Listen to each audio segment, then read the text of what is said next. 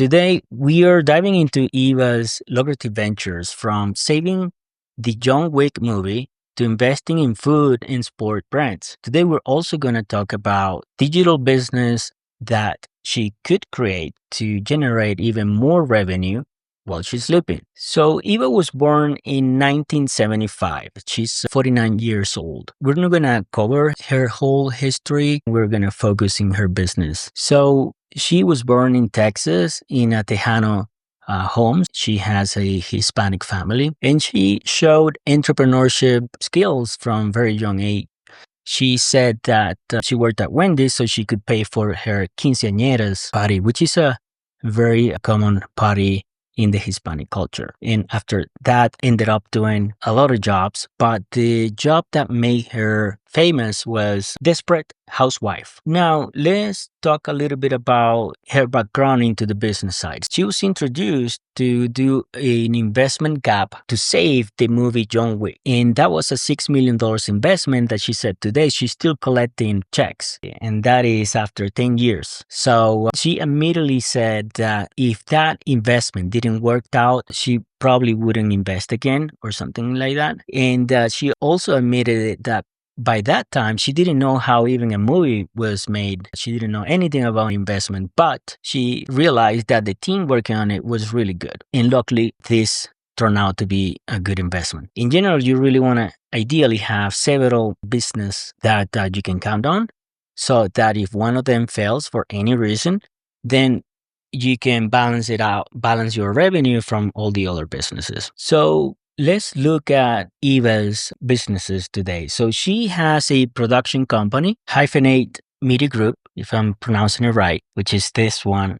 And that produces films and TV, including Apple TV Plus, Land of Women. Also, she has invested in the Angel City Football Club and the Club Nitsaca. Eva has also invested in Casa del Sol Tequila, which is a tequila made by a group of women. She also has a foundation helping her community, the Latinx community, the women community, making businesses. If we go to his link over here, we can see that she has a link tree type of promoting her book, My Mexican Kitchen and Eva's Kitchen. I think she also has a podcast where she talks about it. Here, she's promoting her Casa de Sol Tequila as well. And here's a link to her podcast subscription. So she's a very successful woman. And now what I really want to talk about is in one of her interviews, she mentioned, I want to be making money while I'm sleeping. That's my investment mantra. To be making money while sleeping, you really want to focus on good investments or having businesses that are digital. And that can be a variety of things. It can be a book. It can be services like custom video services that she can make for her fans and many, many other things that she could do. So today, I want to talk about what are a few things that, hypothetically speaking, she can do to create even more money. If you already have a community, if you already have followers, you could implement these ideas to generate and monetize your fans while providing value to the fans, connecting even more with them, and at the end, giving you the monetization. Okay, so let's go. You see here, Eva has this link tree type of website. What if she offers a few more things in here? What if, for example, if she offers a cooking app? What if she creates a tequila box subscription, something similar to wine subscription?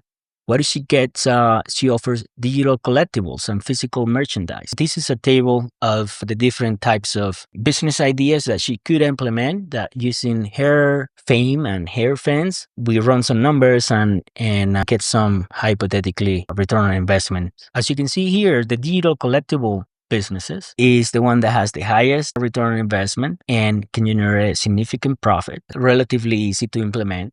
We have the cooking app, which is the second best in terms of profits margins. And then we also have a little more of a traditional type of businesses like the tequila box business and physical merchandise. Of course, this is for illustrative purposes only, not a factual representation.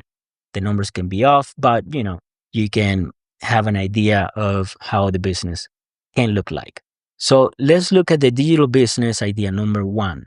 What if Eva creates an interactive cooking app? She already created a book. She already has fans. So this would make sense. And not only that, she can offer this to any other foodies, any other health enthusiast. She can target the Hispanic community.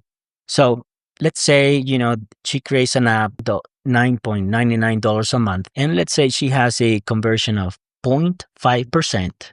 Only 0.5% of the 10 million followers she has, right? So that will means 15,000 subscribers. Those numbers you can end up with $450,000 in monthly revenue.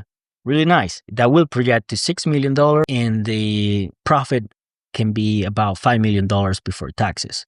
Because for creating an app, typically there is an initial investment with the software development, with creating the content, and then there is a relatively lower investment side on continuing with the content creation for that app in this case. So let's say the type of effort that it will require from Eva. In this case, Eva will concentrate on the cooking recipes, the cooking shows, the doing videos, creating recipes, and this kind of stuff. And that could be 4 to 8 hours per week. That's it. And with that, you generate $450,000 a month. This return on investment is 500%, and it has a recurring revenue potential, which is awesome. Let's talk another example.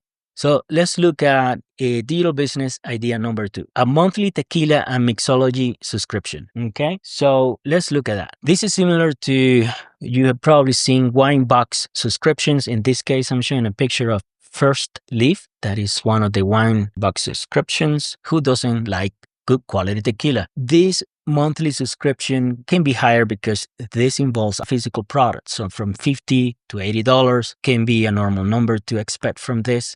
Let's say you have a conversion of 0.25%, only 0.25% times 10 million subscribers. That will render in 25,000 subscribers. So the potential profit per year is between 6 to 9 millions per year. This is after costs. This, of course, has production and shipping costs. You need to produce the tequila, you need to ship it, and that can be probably 30 to 45 per box. And the type of effort that it will require from Eva. Let's say, this tequila business is already up and running. It has a team running the tequila business, the operational side, and Eva's job is only doing mixology videos, social media promotion, that type of stuff. That can be 2 to 5 hours per week only. The return on investment is between 50 to 100% with a recurring revenue model. Okay, so this is, as you saw, much lower in terms of return on investment percentage than the one before, because it involved, creating a product, shipping it. Physical products also tend to be a little more capital intensive and hard.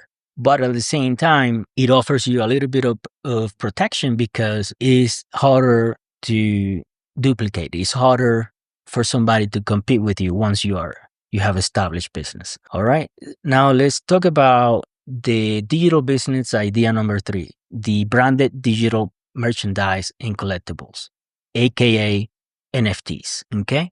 So with this, let's assume that you even have a lower conversion rate of 0.1%, in that you offer the digital collectibles between $50 and $500 per NFT. These are the digital collectibles, and the physical bundles, that can be anything that you create, a t-shirt or something like that, a hat, $30 to $100. Maybe a set of cooking tools, $30 to $100. So ideally, you want to focus on the digital side, because if you're starting, especially, because it's easier, it has higher margins and so on. But I put the physical bundles here because I want you to see the difference between the two. So with the revenue projections and costs, let's talk about that. The digital sales will be for 10,000 NFTs. That's 0.1% conversion rate at about, let's say, $100 per NFT. That will be $1 million. That will be a one-time sale typically.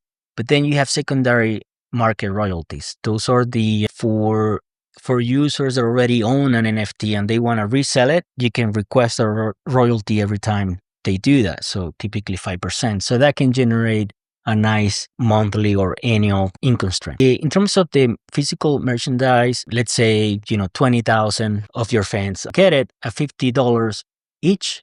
That will be 1 million as well. And the profit margin for the digital NFTs are 90% and 40 to 60 for the physical. From interactive cooking tutorial to Tequila subscription boxes and digital collectibles, these ventures are not only for Eva, they are pretty much a blueprint for any celebrity, any creator with a lot of fans, or a fast growing creator with a dedicated audience. Remember, success comes down to passion. So consistent engagement and leveraging your personal brand with your fan is the important aspect. Well, that's it for today. Which idea resonates with you the most? Please comment below. And don't forget to hit the like and subscribe for more insights on how you can turn your influence into income.